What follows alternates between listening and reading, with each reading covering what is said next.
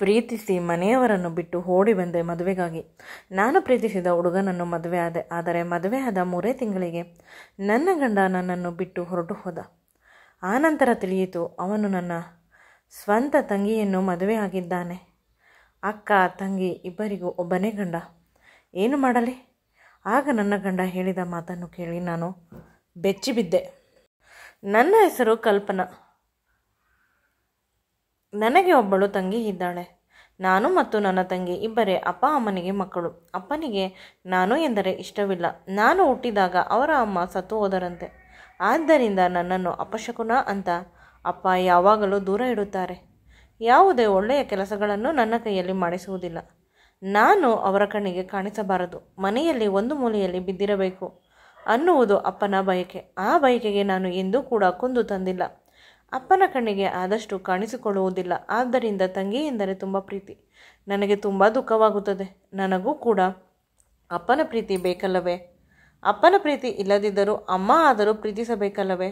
ಅವಳು ಅಷ್ಟೇ, ನನ್ನನ್ನು ಕಂಡರೆ ಅಷ್ಟಕ್ಕೆ ಅಷ್ಟೇ. ಅಮ್ಮ ಅನ್ನುವ ಮಮಕಾರ ಅಲ್ಪ ಸ್ವಲ್ಪ ಇರಬಹುದು ಅಷ್ಟೇ. ಜಾಸ್ತಿ ಮಮಕಾರ ತಂಗಿಯ ಮೇಲೆ. ತಂಗಿ ಹುಟ್ಟಿದ ಮೇಲೆ ಇವರಿಗೆ ಐಶ್ವರ್ಯ ಬಂದಂತೆ. ಆದರೆ ತಂಗಿಗೆ ನಾನು ಎಂದರೆ ಪ್ರಾಣ. ನನ್ನನ್ನು ಸ್ವಂತ ಅಮ್ಮನ ರೀತಿ ನೋಡುತ್ತಾಳೆ. ಈ ಮನೆಯಲ್ಲಿ ನನಗಾಗಿ ಇರುವ ಒಂದು ಪುಟ್ಟ ಜೀವ ಎಂದರೆ ಅದು ತಂಗಿ ಮಾತ್ರ. ಅಮ್ಮ ಮನೆ ಕೆಲಸವನ್ನು ನನ್ನ ಕೈಯಲ್ಲಿ ಚೆನ್ನಾಗಿ ಮಾಡಿಸುತ್ತಿದ್ದಳು. ಆದರೆ ತಂಗಿಯ ಕೈಯಲ್ಲಿ ಒಂದೇ ಒಂದು ಲೋಟವನ್ನು ಕೂಡ ಎತ್ತಿಸುತ್ತಿರಲಿಲ್ಲ. ಅಮ್ಮ ಹೊರಗಡೆ ಹೋದಾಗ ತಂಗಿ ನನಗೆ ಎಲ್ಲ ಕೆಲಸವನ್ನು ಮಾಡಿಕೊಡುತ್ತಿದ್ದಳು. ಅಕ್ಕ, ನೀನೇ ಯಾವಾಗಲೂ ಎಲ್ಲ ಕೆಲಸವನ್ನು ಮಾಡುತ್ತೀಯ. ದಯವಿಟ್ಟು ನನಗಾಗಿ ಸ್ವಲ್ಪ ಹೊತ್ತು ಕುಳಿತುಕೋ. ನಿನ್ನ ಭಾರವನ್ನು ಕಡಿಮೆ ಮಾಡುತ್ತೇನೆ. ಅಪ್ಪ ಅಮ್ಮ ಅಲ್ಲ, ಅವರಿಬ್ಬರು ನಿನಗೆ ಹೋದ ಜನ್ಮದ ಕರ್ಮಗಳು ಇರಬೇಕು. ಅದಕ್ಕೆ ನಿನಗೆ ಇಷ್ಟೊಂದು ಕಷ್ಟ ಕೊಡುತ್ತಾರೆ. ಅವರು ನಿನಗೆ ಕಷ್ಟ ಕೊಡಬೇಕಾದಾಗ ನನಗೆ ದುಃಖವಾಗುತ್ತದೆ. ನನ್ನ ಅಕ್ಕ ತುಂಬ ಸುಖವಾಗಿರಬೇಕು ಅಂತ ನನ್ನನ್ನು ಮುದ್ದು ಮಾಡುತ್ತಿದ್ದಳು. ಕೊನೆ ಪಕ್ಷ ದೇವರು ಇಷ್ಟು ಸುಖವನ್ನಾದರೂ ನನ್ನ ಪಾಲಿಗೆ ಇಟ್ಟಿದ್ದಾನೆ ಅಂತ ಸಂತೋಷವಾಗುತ್ತಿತ್ತು. ಸ್ವಂತ ಅಪ್ಪ ಅಮ್ಮನೇ ನನ್ನನ್ನು ಶತ್ರುವಿನ ರೀತಿ ನೋಡುತ್ತಿದ್ದಾರೆ. ತಂಗಿ ಯಾವುದೇ ವಿಷಯವಾಗಲಿ ನನ್ನ ಹತ್ತಿರ ಹೇಳುತ್ತಿದ್ದಳು. ನಾನು ಮತ್ತು ಅವಳು ಒಂದೇ ರೂಮಿನಲ್ಲಿ ಇರುತ್ತಿದ್ದರಿಂದ ನಮಗೆ ನಾವೇ ಬೆಸ್ಟ್ ಫ್ರೆಂಡ್ಸ್. ಓದಿನಲ್ಲಿ ನಾನು ಅವಳಿಗೆ ಸಹಾಯ ಮಾಡುತ್ತಿದ್ದೇನೆ ಅಥವಾ ನನಗೆ ಏನಾದರೂ ಬೇಕು ಅಂತ ಹೇಳಿದರೆ ಅವಳು ಸಹಾಯ ಮಾಡುತ್ತಿದ್ದಳು. ನಮ್ಮಿಬ್ಬರ ಬದುಕಿನಲ್ಲಿ ಯಾವುದೇ ಕಷ್ಟವಿರಲಿಲ್ಲ. ಕಾಲೇಜಿನಲ್ಲಿ ನಾನು ತುಂಬ ಚೆನ್ನಾಗಿ ಓದಿದ್ದೆ. ನಾನು ಟಾಪರ್. ಎಲ್ಲರೂ ನನಗೆ ರೆಸ್ಪೆಕ್ಟ್ ಕೊಡುತ್ತಾರೆ. ಆದರೆ ಮನೆಯಲ್ಲಿ ನಾನು ಮನೆ ಕೆಲಸದವಳು. ಬಟ್ಟೆಗಳು ಅಷ್ಟೇ, ತಂಗಿಗೆ ಕಾಸ್ಟ್ಲಿ ಬಟ್ಟೆಗಳು, ನನಗೆ ಕಡಿಮೆ ರೇಟಿನ ಬಟ್ಟೆಗಳು. ಈ ಜೀವನ ಸಾಕಾಗಿ ಹೋಗಿದೆ ನನಗೆ. ಒಮ್ಮೊಮ್ಮೆ ದುಃಖವಾಗುತ್ತದೆ. ಆದರೆ ತಂಗಿ ಮತ್ತು ನನ್ನ ಗೆಳೆಯ ಗೆಳತಿಯರು ನನಗೆ ಸ್ಫೂರ್ತಿಯನ್ನು ತುಂಬುತ್ತಾರೆ ಎಂದು ನನ್ನ ತುಂಬ ವರ್ಷದ ಗೆಳೆಯ ಕಾರ್ತಿಕ್ ನನ್ನನ್ನು ಪ್ರೀತಿಸುವುದಾಗಿ ಹೇಳಿದ. ನಾನು ಒಪ್ಪಿಕೊಂಡೆ. ಮದುವೆಯನ್ನು ಕೂಡ ಆಗುತ್ತೇನೆ ಅಂತ. ಅವನ ಪ್ರೀತಿಯನ್ನು ನಾನು ಬೇಡ ಅಂತ ಹೇಳಲು ಸಾಧ್ಯವಿಲ್ಲ. ಏಕೆಂದರೆ ಅವನ ಕಣ್ಣುಗಳಲ್ಲಿ ನನ್ನ ಮೇಲೆ ಇರುವ ಪ್ರೀತಿ ಎದ್ದು ಕಾಣುತ್ತಿದೆ. ಆ ಕಣ್ಣುಗಳಲ್ಲಿ ಇರುವ ಅಷ್ಟೊಂದು ಪ್ರೇಮವನ್ನು ನಾನು ತಿರಸ್ಕಾರ ಹೇಗೆ ಮಾಡಲಿ? ನಾನು ಚಿಕ್ಕವಳು ಆದ ದಿನದಿಂದಲೂ ಕೂಡ ಒಂದು ಒಳ್ಳೆಯ ಪ್ರೀತಿಗಾಗಿ ಪರದಾಡುತ್ತಿದ್ದೇನೆ. ಆ ಪ್ರೀತಿ ನನಗೆ ಇಂದು ಸಿಕ್ಕಾಗ ಬೇಡ ಅಂತ ಹೇಳಿದರೆ ನಾನು ಕೂಡ ಒಪ್ಪಿಕೊಂಡೆ. ಅವನು ನನ್ನನ್ನು ಗಟ್ಟಿಯಾಗಿ ತಬ್ಬಿಕೊಂಡು ಮುತ್ತು ಕೊಟ್ಟ. ಆ ಅಪ್ಪುಗೆ ಇದೇ ಮೊದಲ ಬಾರಿ ನನ್ನ ಜೀವನದಲ್ಲಿ ಒಂದು ಪ್ರೀತಿಯ ಭರವಸೆಯ ಅಪ್ಪುಗೆ ಸಿಕ್ಕಿದ್ದು. ಇದೇ ಮೊದಲ ಬಾರಿ. ನಾನು ನಿನ್ನನ್ನು ರಕ್ಷಣೆ ಮಾಡುತ್ತೇನೆ ಅನ್ನುವ ಭರವಸೆ ನೀಡಿತು ಆ ಅಪ್ಪುಗೆ. ಬದುಕು ಇನ್ನೂ ಸುಂದರವಾಯಿತು. ನನ್ನ ಎದೆ ಬಡಿತ ಕಾರ್ತಿಕ್ಗಾಗಿ ಹೊಡೆದುಕೊಳ್ಳುತ್ತಿದೆ. ಅವನನ್ನು ನೋಡಬೇಕು, ಅವನ ಜೊತೆ ಇರಬೇಕು, ಅವನ ಜೊತೆ ಪ್ರೀತಿಯನ್ನು ಹಂಚಿಕೊಳ್ಳಬೇಕು, ಅವನ ಸಂಪೂರ್ಣವಾದ ಪ್ರೇಮವನ್ನು ಸಂಪಾದಿಸಬೇಕು. ಅದಕ್ಕಾಗಿ ಅವನಿಗೆ ಇಷ್ಟವಾದ ಕೆಲಸಗಳನ್ನು ಮಾಡುತ್ತಿದ್ದೆ. ನನ್ನದು ಡಿಗ್ರಿ ಕಂಪ್ಲೀಟ್ ಆಯಿತು. ಅವನದು ಮಾಸ್ಟರ್ ಡಿಗ್ರಿ ಕಂಪ್ಲೀಟ್ ಆಯಿತು. ಅವನು ಕೆಲಸಕ್ಕೆ ಸೇರಿಕೊಂಡ. ಈಗ ಸಿಗುವುದೂ ಕೂಡ ಇನ್ನೂ ಕಡಿಮೆ ಆಯಿತು. ನಾನು ಅವನಿಗಾಗಿ ವಿರಹ ವೇದನೆಯಲ್ಲಿ ಒದ್ದಾಡುತ್ತಿದ್ದೆ.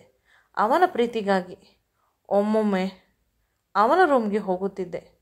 ಅವನು ಮತ್ತು ಅವನ ಗೆಳೆಯ ಇಬ್ಬರೂ ಕೂಡ ರೂಮನ್ನು ಶೇರ್ ಮಾಡಿದ್ದರು. ನಾನು ಮುಂದೆ ಹೋದಲು ಅಪ್ಪ ಅಮ್ಮ ಬಿಟ್ಟಿಲ್ಲ. ಮದುವೆ ಮಾಡುತ್ತೇವೆ, ಯಾರಾದರೂ ಮಿಡ್ಲ್ ಕ್ಲಾಸ್ ಹುಡುಗನನ್ನು ನೋಡಿ ಮದುವೆ ಆಗಿಬಿಡು, ತಲೆ ಮೇಲೆ ಇರುವ ಭಾರ ಕಡಿಮೆಯಾಗುತ್ತದೆ ಅಂತ ಹೇಳುತ್ತಿದ್ದರು. ನಾನು ನಿಂತಿರುವುದು ಭೂಮಿಯ ಮೇಲೆ, ಆದರೆ ಅವರು ಹಾಡುವುದು ನೋಡಿದರೆ ಅವರ ತಲೆಯ ಮೇಲೆ ನಾನು ನಿಂತಿದ್ದೇನೆ ಅನ್ನುವ ರೀತಿ ನನ್ನನ್ನು ಇಷ್ಟು ಕೆಟ್ಟದಾಗಿ ನಡೆಸಿಕೊಳ್ಳುತ್ತಾರೆ ಅಂತ ಕಾರ್ತಿಕ್ ಹತ್ತಿರ ಹೇಳಿದಾಗ ಅವನಿಗೆ ಬೇಸರವಾಯಿತು. ಇಬ್ಬರು ಮದುವೆ ಆಗೋಣ ಅಂತ ಹೇಳಿದ. ಆದರೆ ನಾನೇ ಇನ್ನೂ ಸ್ವಲ್ಪ ದಿನ ನೀನು ಸೆಟಲ್ ಆಗು, ಈಗ ತಾನೇ ಕೆಲಸಕ್ಕೆ ಸೇರಿದ್ದೀಯ ಅಂತ ಹೇಳಿದೆ.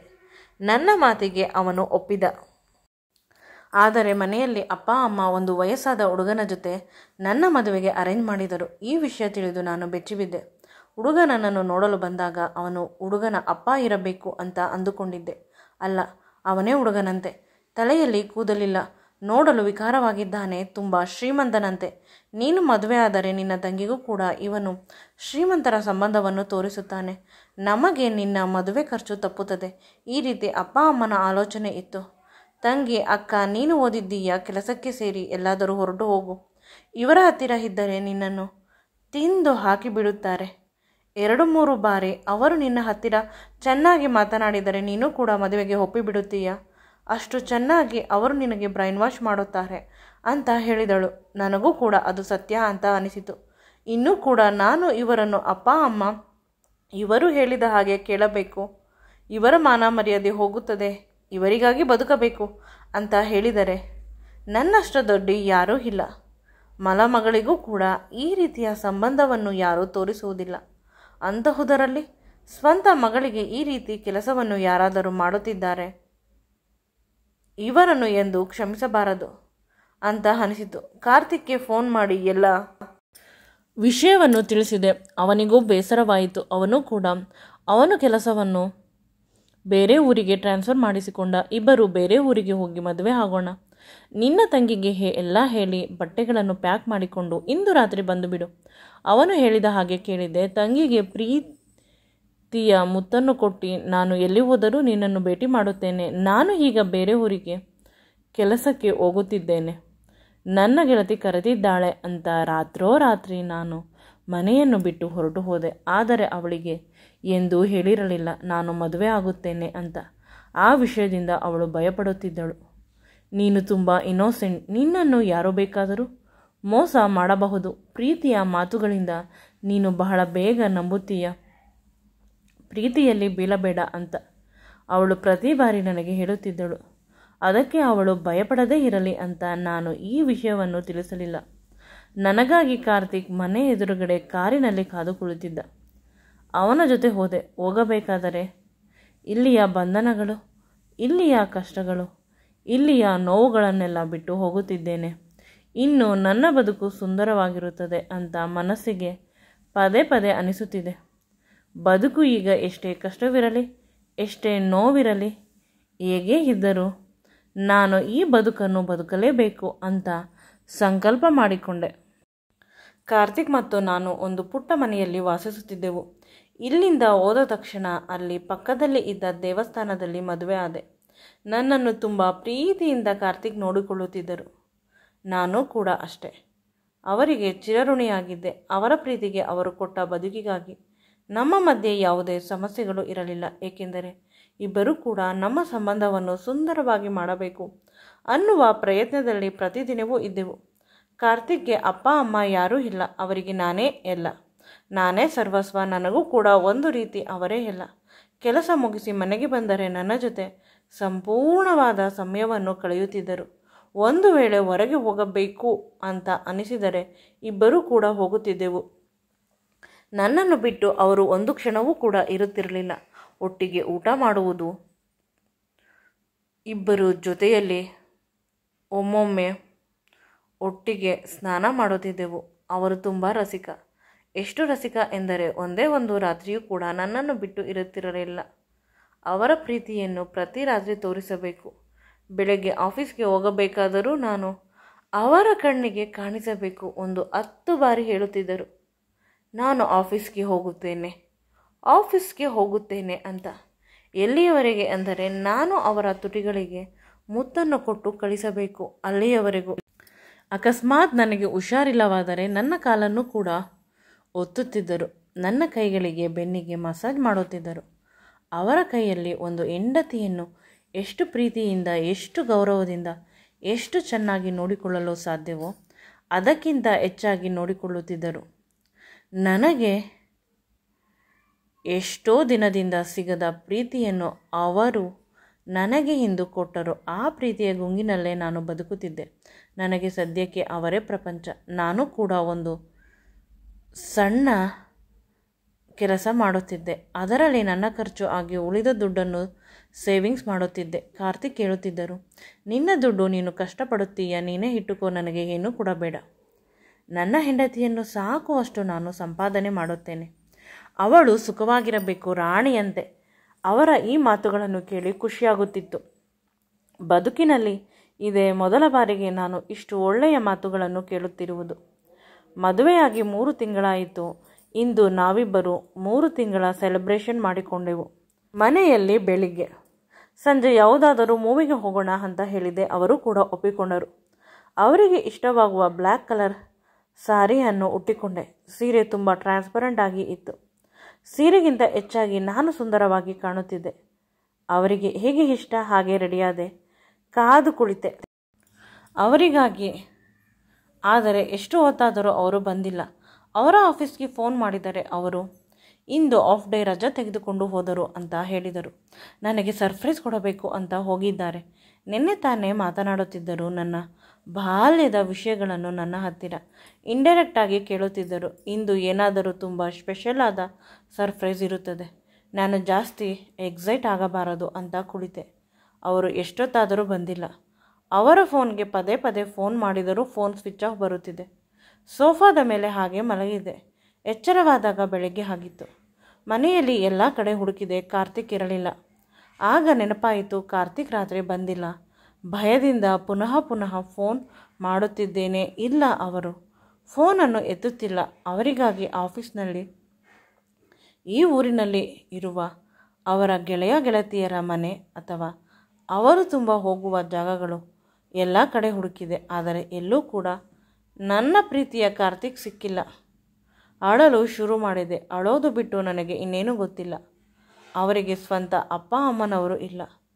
ಹೋಗೋಣ ಕೇಳೋಣ ಅಂದರೆ ಅವರ ಪ್ರಾಣ ಸ್ನೇಹಿತ ಕಿರಣ್ಗೆ ಫೋನ್ ಮಾಡಿ ಕೇಳಿದಾಗ ಅವನು ಕೂಡ ಸರಿಯಾಗಿ ಮಾತನಾಡದೆ ನಾನು ತುಂಬ ಬ್ಯುಸಿ ಇದ್ದೇನೆ ಅಂತ ಫೋನನ್ನು ಕಟ್ ಮಾಡಿದ. ಈಗ ಏನು ಮಾಡುವುದು ಅರ್ಥವಾಗುತ್ತಿಲ್ಲ. ತಲೆ ಚಿಟ್ಟು ಹಿಡಿಯುತ್ತಿದೆ. 1-2 ದಿನಗಳು ಇದೇ ರೀತಿ ಕಳೆಯಿತು. ಇಂದು ಬರುತ್ತಾರೆ, ನಾಳೆ ಬರುತ್ತಾರೆ ಅಂದರೆ ಅವರು ಬರುತ್ತಿಲ್ಲ. ಇದ್ದಕ್ಕಿದ್ದಂತೆ ನನ್ನ ಆರೋಗ್ಯ ಹದಗೆಟ್ಟಿತು. ಡಾಕ್ಟರ್ ಹತ್ತಿರ ಪರೀಕ್ಷೆ ಮಾಡಿಸಿದಾಗ ಪ್ರೆಗ್ನೆಂಟ್ ಅಂತ ಹೇಳಿದರು. ಅವರು ಇಲ್ಲದ ಸಮಯದಲ್ಲಿ ಈ ಖುಷಿಯನ್ನು ಖುಷಿಪಡಲು ಕೂಡ ನನಗೆ ಆಗುವುದಿಲ್ಲ. ನಾನು ಮಾಡುತ್ತಿದ್ದ ಆನ್ಲೈನ್ ಕೆಲಸವನ್ನು ಹಾಗೆ ಮಾಡುತ್ತಿದ್ದೆ. 6 ತಿಂಗಳು ಆಯಿತು. ಈಗ ಜಾಸ್ತಿ ಬಯಕೆ ಆಗುತ್ತಿದೆ ನನ್ನ ಗಂಡನನ್ನು ನೋಡಬೇಕು ಅಂತ. ಇನ್ನೂ ಕೂಡ ನನ್ನ ಕೈಯಲ್ಲಿ ಒಂಟಿಯಾಗಿ ಇರಲು ಸಾಧ್ಯವಿಲ್ಲ ಅಂತ ಅವರ ಆಫೀಸ್ಗೆ ಫೋನ್ ಮಾಡಿ ಕೇಳಿದೆ. ಅವರ ಬಗ್ಗೆ ಏನಾದರೂ ವಿಷಯ ತಿಳಿಯುತ್ತಾ ಅಂತ. ಅವರು ಹೇಳಿದ್ದಾರೆ, ಮೇಡಮ್ ಅವರು ಇಲ್ಲೇ ಗೆಸ್ಟ್ ಹೌಸ್ನಲ್ಲಿ ಇದ್ದಾರೆ. ಅವರೊಬ್ಬರೇ ಇಲ್ಲ, ಅವರ ಜೊತೆ ಇನ್ನೊಬ್ಬರು ಹೆಂಗಸರು ಇದ್ದಾರೆ. ಅವರ ಹೆಂಡತಿ ಅಂತ ಹೇಳುತ್ತಿದ್ದರು. ನೀವು ಯಾರೋ ತಿಳಿದಿಲ್ಲ ಅಂತ ಆ ಕಡೆಯಿಂದ ಮಾತನಾಡುವವರು ಕೇಳಿದರು. ನಾನು ಗೆಸ್ಟ್ ಹೌಸ್ನ ಅಡ್ರೆಸ್ಸನ್ನು ತೆಗೆದುಕೊಂಡೆ. ಕಾರ್ತಿಕ್ ಇರಲು ಸಾಧ್ಯವೇ ಇಲ್ಲ. ಅವರು ಏನೋ ಕನ್ಫ್ಯೂಸ್ ಮಾಡಿಕೊಂಡಿರಬೇಕು. ಕಾರ್ತಿಕ್ ಯಾಕೆ ಗೆಸ್ಟ್ ಹೌಸ್ನಲ್ಲಿ ಇರುತ್ತಾನೆ? ನನ್ನನ್ನು ಬಿಟ್ಟು ಇನ್ನೊಂದು ಮದುವೆ ಆಗುವುದರಲ್ಲಿ ಬೇರೆ ಹುಡುಗಿ ಕಡೆ ನೋಡುವುದು ಕೂಡ ಪಾಪ ಅಂತ ಯೋಚಿಸುವವನು. ಈ ರೀತಿ ಯೋಚಿಸಿಕೊಂಡೇ ನಾನು ನನ್ನ ತುಂಬಿದ ಹೊಟ್ಟೆಯನ್ನು ಹೊತ್ತಿಕೊಂಡು ಹೋದೆ. ಅವರು ಹೇಳಿದರು. ಅಲ್ಲಿದ್ದ ದೃಶ್ಯವನ್ನು ನಾನು ನೋಡಿ ಬೆಚ್ಚಿಬಿದ್ದೆ. ನನ್ನ ಗಂಡ ಇನ್ನೊಂದು ಹುಡುಗಿ ಒಂದೇ ರೂಮಿನಲ್ಲಿ ಇದ್ದಾರೆ. ನನ್ನ ಗಂಡ ಅವಳನ್ನು ತಬ್ಬಿಕೊಂಡು ಮುತ್ತನ್ನು ಕೊಡುತ್ತಿದ್ದಾನೆ. ಕಾರ್ತಿಕ್ ಅಂತ ಜೋರಾಗಿ ಕೂಗಿದೆ. ಅವರು ನನ್ನ ಕಡೆ ನೋಡಿ ಖುಷಿಪಟ್ಟರು. ನನ್ನನ್ನು ಗಟ್ಟಿಯಾಗಿ ತಬ್ಬಿಕೊಂಡರು. ನಾನು ದೂರ ತಳ್ಳಿದೆ. ಆನಂತರ ಆ ಹುಡುಗಿಯ ಕಡೆ ನೋಡಿದಾಗ ಬೆಚ್ಚಿಬಿದ್ದೆ. ಅವಳು ಯಾರೂ ಅಲ್ಲ, ನನ್ನ ಪ್ರೀತಿಯ ಮುದ್ದು ತಂಗಿ ನನಗೆ ಆಗಿದ್ದಾಳೆ. ಈಗ ದುಃಖವಾಯಿತು. ಅಳುತ್ತಾ ಕೆಳಗೆ ಕುಳಿತ ನನ್ನ ಹೊಟ್ಟೆಯನ್ನು ನೋಡಿ ಕಾರ್ತಿಕ್, ನೀನು ಪ್ರೆಗ್ನೆಂಟಾ? ಅಯ್ಯೋ, ನಾನೆಂಥ ತಪ್ಪು ಮಾಡಿದೆ? ನಿನ್ನನ್ನು ಒಬ್ಬಳೇ ಬಿಟ್ಟು ಬಂದು ತಪ್ಪು ಮಾಡಿದೆ, ನನ್ನನ್ನು ಕ್ಷಮಿಸು. ಆಗ ಅವಳು ಕೂಡ ಕಂಗಾಲಾದರು. ನಿಮಗೆ ಗೊತ್ತಾ ಇವರು? ಹೌದು ಅಂತ ಇವಳು ನನ್ನ ಹೆಂಡತಿ. ನನ್ನ ತಂಗಿ ಕೂಡ ಶಾಕ್ ಆದಳು. ನನಗೂ ಕೂಡ ಶಾಕ್. ಸ್ವಲ್ಪ ಹೊತ್ತಾದ ಮೇಲೆ ಸುಧಾರಿಸಿಕೊಂಡು ಕಾರ್ತಿಕ್ನನ್ನು ಕೇಳಿದೆ, ಏನು ವಿಷಯ ನಡೆಯುತ್ತಿದೆ ಇಲ್ಲಿ, ಸರಿಯಾಗಿ ಹೇಳಿ. ನನ್ನ ತಂಗಿ ತುಂಬ ಮುಗ್ಧೆ, ಅವಳ ಬದುಕನ್ನು ಹಾಳು ಮಾಡಬೇಡಿ. ನಾವಿಬ್ಬರು ಒಂದೇ ಹುಡುಗನನ್ನು ಹಂಚಿಕೊಳ್ಳಲು ಸಾಧ್ಯವಿಲ್ಲ. ನೀವು ಅವಳ ಜೊತೆಗೆ ಇದ್ದು ಬಿಡಿ. ನಿಮ್ಮ ಪ್ರೀತಿಯ ಕುಡಿಯನ್ನು ನಾನು ಸಾಕುತ್ತೇನೆ. ನಿಮ್ಮನ್ನೇ ಈ ಮಗುವಿನಲ್ಲಿ ನಾನು ಕಾಣುತ್ತೇನೆ. ನನ್ನ ಪ್ರೀತಿಯ ಗಂಡ ನೀವು ಎಂದೂ ಕೂಡ ನಾನು ನಿಮ್ಮ ಬಗ್ಗೆ ಕೆಟ್ಟದಾಗಿ ಈ ಮಗುವಿನ ಹತ್ತಿರ ಹೇಳುವುದಿಲ್ಲ. ನಿಮ್ಮ ಜೊತೆ ಇದ್ದಷ್ಟು ದಿನ ನನಗೆ ಪ್ರೀತಿಯನ್ನೇ ಕೊಟ್ಟಿದ್ದೀರಾ ಅಂತ ಹೇಳಿ ಹೋಗುತ್ತಿದ್ದ ನನ್ನನ್ನು ಗಟ್ಟಿಯಾಗಿ ರಾಹುಲ್ ಎಳೆದು ತಬ್ಬಿಕೊಂಡ. ನನ್ನನ್ನು ಬಿಟ್ಟು ನೀನು ಎಲ್ಲಿ ಹೋಗುವೆ? ನೀನು ನನ್ನ ಪ್ರಾಣ. ನಾನು ನಿನ್ನನ್ನು ಬಿಟ್ಟು ಒಂದು ಕ್ಷಣವೂ ಕೂಡ ಇರುವುದಿಲ್ಲ. ನನ್ನ ತಂಗಿಯ ಕಡೆ ನೋಡಿದಾಗ ಅವಳು, ನಿನ್ನ ತಂಗಿ, ನಿನಗೆ ಸರ್ಪ್ರೈಸ್ ಕೊಡೋಣ, ಅವಳನ್ನು ಕರೆದುಕೊಂಡು ಬರೋಣ, ನಮ್ಮ 3 ತಿಂಗಳ ಆ್ಯನಿವರ್ಸರಿಗೆ ಅಂತ ಹೋದೆ. ರಸ್ತೆ ಮಧ್ಯದಲ್ಲಿ ಕಾಲುವೆ ಹತ್ತಿರ ಒಂದು ಹುಡುಗಿ ಒಂದು ಫೋಟೋವನ್ನು ಹಿಡಿದುಕೊಂಡು ಅಳುತ್ತಾ ನಿಂತಿದ್ದಳು. ನಾನು ಎಲ್ಲಿ ಅವಳು ಕೆಳಗೆ ಬಿದ್ದು ಹೋಗುತ್ತಾಳೆ ಅಂತ ಅವಳನ್ನು ಕಾಪಾಡಲು ಹೋದೆ. ಆಗ ವಿಷಯ ತಿಳಿಯಿತು, ಇವಳು ನಿನ್ನ ತಂಗಿ ಅಂತ. ಇವಳು ಒಂದು ಹುಡುಗನನ್ನು ಪ್ರೀತಿ ಮಾಡಿದ್ದಾಳೆ ಅಂತ. ಆ ಹುಡುಗ ತುಂಬ ಶ್ರೀಮಂತರ ಮಗ. ಇವಳನ್ನು ದೈಹಿಕವಾಗಿ ಬಳಸಿಕೊಂಡು ಈಗ ಕೈಗೆ ಸಿಗುತ್ತಿಲ್ಲ. ಆನಂತರ ಎಲ್ಲ ಕಡೆ ಹುಡುಕಾಟ ಮಾಡಿದಾಗ ತಿಳಿಯಿತು, ಅವನು ನನ್ನ ಗೆಳೆಯನ ತಮ್ಮ ಅಂತ. ಅವರ ಅಮ್ಮ ಎಲ್ಲಿ ಬಡ ಹುಡುಗಿಯನ್ನು ಮದುವೆಯಾಗಿ ಬಿಡುತ್ತಾನೆ ಅಂತ ಬೇರೆ ದೇಶಕ್ಕೆ ಕಳುಹಿಸಿದ್ದಳು. ಇಂದು ಅವನು ಬಂದಿದ್ದಾನೆ. ಅವನಿಗಾಗಿ ಎಲ್ಲ ಕಡೆ ಹುಡುಕಿದ ನಂತರ ಹೋದ ವಾರ ತಿಳಿಯಿತು, ಅವನು ಇಂದು ಬರುತ್ತಾನೆ ಅಂತ. ಅಕಸ್ಮಾತ್ ಅವನು ಸಿಕ್ಕಿಲ್ಲವಾದರೆ ನಾನು ಯಾವಾಗಲೂ ಸತ್ತು ಹೋಗುತ್ತೇನೆ ಅಂತ ನಿನ್ನ ತಂಗಿ ಡಿಪ್ರೆಷನ್ಗೆ ಹೋಗಿದ್ದಳು. ನಾನು ಅವಳನ್ನು ಬಿಟ್ಟು ನಿನ್ನ ಹತ್ತಿರ ಬಂದರೆ, ಅವಳು ಸತ್ತು ಹೋದರೆ ನಿನಗೆ ಹೇಗೆ ಮುಖ ತೋರಿಸಲಿ? ಅದಕ್ಕಾಗಿ ಕಾದೆ. ಅವಳು ನಿಮ್ಮ ಫ್ಯಾಮಿಲಿ ಫೋಟೋವನ್ನು ತೋರಿಸಿದಾಗ ಅರ್ಥವಾಯಿತು ನಿನ್ನ ತಂಗಿ ಅಂತ. ಆದರೆ ಅವಳಿಗೆ ಎಂದೂ ಕೂಡ ಹೇಳಿಲ್ಲ ನಾನು ನಿನ್ನ ಗಂಡ ಅಂತ. ಅವಳು ಭಾವನಾ ಹತ್ತಿರ ಎಲ್ಲ ವಿಷಯವನ್ನು ಶೇರ್ ಮಾಡುತ್ತಿದ್ದೇನೆ ಅಂತ ದುಃಖಪಟ್ಟರೆ, ಅಥವಾ ಕಂಫರ್ಟಬಲ್ ಆಗದೆ ಅವಮಾನವಾಯಿತು ಅಂತ ಸತ್ತು ಹೋದರೆ ಏನು ಮಾಡಲಿ? ನಿನಗೆ ಫೋನ್ ಮಾಡೋಣ ಅಂದರೆ ನನ್ನ ಫೋನ್ ಆ ಕಾಲುವೆಯಲ್ಲಿ ಬಿದ್ದು ಹೋಯಿತು. ಪ್ರತಿದಿನವೂ ಇವಳನ್ನು ರೌಡಿಗಳಿಂದ ಕಾಪಾಡುವುದೇ ಆಗಿದೆ. ಇವಳು ಯಾರನ್ನು ಪ್ರೀತಿಸಿದಳು? ಆ ಹುಡುಗನ ಅಮ್ಮ ತುಂಬ ಪವರ್ಫುಲ್. ಇವಳನ್ನು ಸಾಯಿಸಲು ತುಂಬ ಪ್ರಯತ್ನ ಪಡುತ್ತಿದ್ದರು. ಪೊಲೀಸ್ ಕಂಪ್ಲೇಂಟ್ ಕೊಟ್ಟರೂ ಕೂಡ ಏನೂ ಸಾಧ್ಯವಿಲ್ಲವಾದರೆ ಇವಳ ಮನಸ್ಸನ್ನು ಬದಲಾಯಿಸಬೇಕು. ಕೊನೆಗೆ ಅವನು ಇನ್ನೂ ಸ್ವಲ್ಪ ಹೊತ್ತಿಗೆ ಬರುತ್ತಾನೆ. ಅವನಿಗಾಗಿ ಇಬ್ಬರು ಕಾಯುತ್ತಿದ್ದೇವೆ. ಅಕಸ್ಮಾತ್ ಅವನು ಕೆಟ್ಟದಾಗಿ ಮಾತನಾಡಿದರೆ, ಒಪ್ಪಿಲ್ಲವಾದರೆ ನಾನು ಏನು ಮಾಡಲಿ ಅಂತ ಅಳುತ್ತಿದ್ದಳು. ಅದಕ್ಕೆ ಸಮಾಧಾನ ಮಾಡುತ್ತಿದ್ದೆ ಅಷ್ಟೇ. ನೀನು ಹೇಗೆ ಅಂದುಕೊಂಡೆ ನಾನು ನಿನಗೆ ಮೋಸ ಮಾಡುತ್ತೇನೆ ಅಂತ? ನಿನ್ನ ಅಪ್ಪ ಅಮ್ಮ ನಿನ್ನ ವಿಷಯದಲ್ಲಿ ಮೋಸ ಮಾಡಿದರು. ಅದಕ್ಕೆ ದೇವರ ನಿರ್ಧಾರ. ನಿನ್ನ ತಂಗಿಯ ಬದುಕು ಈ ರೀತಿ ಹಾಳಾಗಿದೆ. ಅಪ್ಪ ಅಮ್ಮ ಮಾಡಿದ ಕರ್ಮದ ಫಲ ಅಲ್ಲವೇ? ಆಗ ನಾನು ಅಳುತ್ತಾ ಹೇಳಿದೆ, ನನ್ನ ತಂಗಿಯ ವಿಷಯದಲ್ಲಿ ಆ ರೀತಿ ಹೇಳಬೇಡಿ, ಅವಳು ಚೆನ್ನಾಗಿರಲಿ ಅಂತ. ಅಷ್ಟರಲ್ಲಿ ನಮ್ಮ ಮನೆಯವರ ಫೋನ್ಗೆ ಕಾಲ್ ಬಂತು. ನನ್ನ ತಂಗಿ ಪ್ರೀತಿ ಮಾಡುತ್ತಿದ್ದ ಹುಡುಗ ಬಂದಿದ್ದಾನಂತೆ. ಅವನನ್ನು ಮೀಟ್ ಮಾಡಲು ಅವರಿಬ್ಬರು ಹೋದರು. ನಾನು ಕೂಡ ಹೋದೆ ಹಿಂದೆ. ನನ್ನ ತಂಗಿ ಪದೇ ಪದೇ ಅವನ ಹತ್ತಿರ ಏನನ್ನೋ ಹೇಳುತ್ತಿದ್ದಾಳೆ. ಅವನು ಏನನ್ನೂ ಕೂಡ ಕೇಳಲು ಸಾಧ್ಯವಿಲ್ಲ. ನನಗೆ ಎಲ್ಲೋ ನೋಡಿರುವ ಈ ಮುಖವನ್ನು ಅಂತ ಪದೇ ಪದೇ ಅನಿಸುತ್ತಿದೆ. ಹತ್ತಿರ ಹೋಗಿ ನೋಡಲು ಪ್ರಯತ್ನಿಸಿದೆ. ಆಗ ತಿಳಿಯಿತು, ಅದು ಬೇರೆ ಯಾರೂ ಅಲ್ಲ. ಎಲ್ಲೂ ರಕ್ತವೇ ಸಿಗದೇ ಇದ್ದಾಗ ಇವರ ಅಮ್ಮನಿಗೆ ನಾನೇ ರಕ್ತ ಕೊಟ್ಟಿದ್ದು. ನಂದು AB ನೆಗೆಟಿವ್, ಅವರದು AB ನೆಗೆಟಿವ್. ದುಡ್ಡು ಕೊಡಲು ಬಂದಿದ್ದರು. ಆದರೆ ಸಮಯ ಬಂದಾಗ ನನಗೆ ಯಾವುದಾದರೂ ಸಹಾಯ ಮಾಡಿ, ಯಾವುದಾದರೂ ಕೆಲಸ ಕೊಡಿಸಿ ಅಂತ ಹೇಳಿದ್ದೆ. ಆ ನಂತರ ನಾನು ಕಾರ್ತಿಕ್ ಜೊತೆ ಓಡಿ ಬಂದು ಮದುವೆ ಆಗಿದ್ದು. ನಾನು ಆ ಹುಡುಗನ ಹತ್ತಿರ ಹೋಗಿ ಮಾತನಾಡಿಸಿದೆ, ನೀನು ಸೂರ್ಯ ಅಲ್ಲವೇ ಅಂತ. ನೀವು ನನ್ನ ತಾಯಿಗೆ ಪುನರ್ಜನ್ಮ ಕೊಟ್ಟವರು ಅಂತ ನನ್ನ ಕಾಲಿಗೆ ಬಿದ್ದ. ಆಗ ನಾನು ಹೇಳಿದೆ, ಚೆನ್ನಾಗಿದ್ದೀಯಾ ಅಂತ. ಹೌದು ಚೆನ್ನಾಗಿದ್ದೀನಿ ಅಂತ ಹೇಳಿದ. ಇವಳು ನನ್ನ ತಂಗಿ, ಇವಳು ನಿನ್ನನ್ನು ತುಂಬ ಪ್ರೀತಿಸುತ್ತಾಳೆ, ನನಗಿಂತ ತುಂಬ ಒಳ್ಳೆಯವಳು, ಮುಗ್ಧೆ, ಮೋಸ ಮಾಡಬೇಡ ಅಂತ ಹೇಳಿದಾಗ ಸೂರ್ಯ ಮರುಮಾತನಾಡದೆ, ನೀವು ನಿಮ್ಮ ತಂಗಿ ಅಂತ ಹೇಳಿದ ಮೇಲೆ ಅಷ್ಟು ಸಾಕು ಅಕ್ಕ, ನೀವು ಎಷ್ಟು ಒಳ್ಳೆಯವರು ಅಂದ ಮೇಲೆ ನಿಮ್ಮ ತಂಗಿ ಎಷ್ಟು ಒಳ್ಳೆಯವಳು ಇರುವುದಿಲ್ಲ, ಈಗಲೇ ಅಮ್ಮನ ಜೊತೆ ಮಾತನಾಡುತ್ತೇನೆ ಅಂತ ನಮ್ಮನ್ನೆಲ್ಲ ಕರೆದುಕೊಂಡು ಹೋದ. ತುಂಬ ದೊಡ್ಡದಾದ ಮನೆ. ಅವರ ಮನೆಗೆ ಕರೆದುಕೊಂಡು ಹೋಗಿ ಅವರ ಅಮ್ಮನಿಗೆ ನಮ್ಮನ್ನೆಲ್ಲ ಪರಿಚಯಿಸಿದ. ಅವರ ಅಮ್ಮ ನನ್ನನ್ನು ನೋಡಿ ಖುಷಿಪಟ್ಟರು. ನೀನು ಮಹಾಲಕ್ಷ್ಮಿ, ನನ್ನ ಪಾಲಿಗೆ. ನೀನು ಅಂದು ನನ್ನ ಪ್ರಾಣವನ್ನು ಬದುಕಿಸಿದೆ. ಇದ್ದಿದ್ದರೆ ಇಂದು ನಾನು ಇಲ್ಲಿ ಇರುತ್ತಿರಲಿಲ್ಲ. ಕೊನೆ ಕ್ಷಣದಲ್ಲಿ ಯಾವುದೇ ಸಹಾಯವನ್ನು ಅಪೇಕ್ಷಿಸದೆ ನನಗೆ ಪ್ರಾಣವನ್ನು ಕೊಟ್ಟೆ ಎಂದೂ ಕೂಡ ನಿನ್ನ ಋಣವನ್ನು ತೀರಿಸಲು ಸಾಧ್ಯವಿಲ್ಲ. ಇವಳು ನಿನ್ನ ತಂಗಿ ಅಂದ ಮೇಲೆ ಇನ್ನೆಂದೂ ಕೂಡ ನಾನು ಯೋಚಿಸುವುದಿಲ್ಲ. ನನಗೆ ಶ್ರೀಮಂತರ ಮನೆಯ ಹುಡುಗಿಯೇ ಬೇಕು ಅಂತ ಬೇರೆಯವರು ಅಂದುಕೊಳ್ಳುತ್ತಾರೆ. ಆದರೆ ನನಗೆ ಒಳ್ಳೆಯ ಸಂಸ್ಕಾರವಿರುವ ನಿನ್ನ ತರಹ ಇರುವ ಹುಡುಗಿ ಬೇಕು ನನ್ನ ಸೊಸೆಯಾಗಲು. ನನಗೆ ಇರುವವನು ಒಬ್ಬನೇ ಮಗನು. ಅಕಸ್ಮಾತ್ ಅವನು ಕೆಟ್ಟ ಹುಡುಗಿಯನ್ನು ಅಥವಾ ಹಣಕ್ಕಾಗಿ ಇಷ್ಟಪಡುವ ಹುಡುಗಿಯನ್ನು ಮದುವೆ ಆದರೆ ನನ್ನ ಮನೆಯು ಸರ್ವನಾಶವಾಗುತ್ತದೆ. ಅದಕ್ಕಾಗಿ ಕಂದ, ಇನ್ನೊಂದು ವಾರದಲ್ಲಿ ಮದುವೆಯನ್ನು ವಿಜೃಂಭಣೆಯಿಂದ ನಾನೇ ಮಾಡಿಕೊಳ್ಳುತ್ತೇನೆ. ಹಿಂದೆ ನಿನ್ನ ಅಪ್ಪ ಅಮ್ಮನನ್ನು ಕರೆಸು. ನಿಶ್ಚಿತಾರ್ಥವನ್ನು ತಕ್ಕ ಮಟ್ಟಿಗೆ ಮನೆಯಲ್ಲಿ ಮಾಡೋಣ ಅಂತ ಹೇಳಿದರು. ಅವರು ಹೇಳಿದ ಹಾಗೆ ಅಪ್ಪ ಅಮ್ಮನಿಗೆ ಫೋನ್ ಮಾಡಿ ಕರೆಸಿದರು. ಅಪ್ಪ ಅಮ್ಮ ಬಂದು ನಾನು ಮಾಡಿದ ಸಹಾಯವನ್ನು ನೆನೆದು ನನ್ನ ಕಾಲನ್ನು ಹಿಡಿದುಕೊಂಡರು. ನಿನ್ನನ್ನು ಪ್ರತಿ ಬಾರಿಯೂ ನಾವು ಅಮಂಗಳ ಅಂತ ಕರೆದೆವು. ಆದರೆ ನಮ್ಮ ಮಗಳಿಗೆ, ನಮ್ಮ ಮನೆಗೆ ಶುಭ ಮಂಗಳ ಆದೆ ನೀನು. ನಮ್ಮನ್ನು ಕ್ಷಮಿಸು ಅಂತ ಬೇಡಿದರು. ಅಂದುಕೊಂಡಂತೆ ತಂಗಿಯ ನಿಶ್ಚಿತಾರ್ಥವಾಯಿತು. ವಾರದಲ್ಲೇ ಮದುವೆ ಕೂಡ ವಿಜೃಂಭಣೆಯಿಂದ ಆಯಿತು. ಅವರು ತುಂಬ ದುಡ್ಡಿರುವ ಜನ ಆಗಿದ್ದರಿಂದ ಎಲ್ಲ ಸೌಲಭ್ಯಗಳು ಒಂದೇ ಒಂದು ವಾರದಲ್ಲಿ ನೆರವೇರಿತು. ಪ್ರತಿ ಕ್ಷಣವೂ ಕಾರ್ತಿಕ್ ನನ್ನ ಜೊತೆಯಲ್ಲಿ ಇದ್ದರು. ಮದುವೆ ಆದ ಮೇಲೆ ನನ್ನ ತಂಗಿ ಗಂಡನ ಮನೆಗೆ ಖುಷಿ ಖುಷಿಯಾಗಿ ಹೋದಳು. ನಾನು ಮನೆಗೆ ಹಿಂತಿರುಗುತ್ತಿದ್ದೆ. ಆಗ ನನ್ನ ಅಪ್ಪ ಅಮ್ಮ ನನ್ನ ಕೈಯನ್ನು ಹಿಡಿದುಕೊಂಡು, ಬಾಣಂತನ ನಮ್ಮ ಮನೆಯಲ್ಲಿ ಮಾಡುತ್ತೇವೆ, ಬಂದು ಬಿಡು ಮಗಳೇ, ನಿನಗೆ ಈಗ 7 ತಿಂಗಳು ಸೀಮಂತವನ್ನು ಮಾಡಿ ಕಳಿಸುತ್ತೇವೆ ಅಂತ ಮನೆಗೆ ಕರೆದುಕೊಂಡು ಹೋದರು.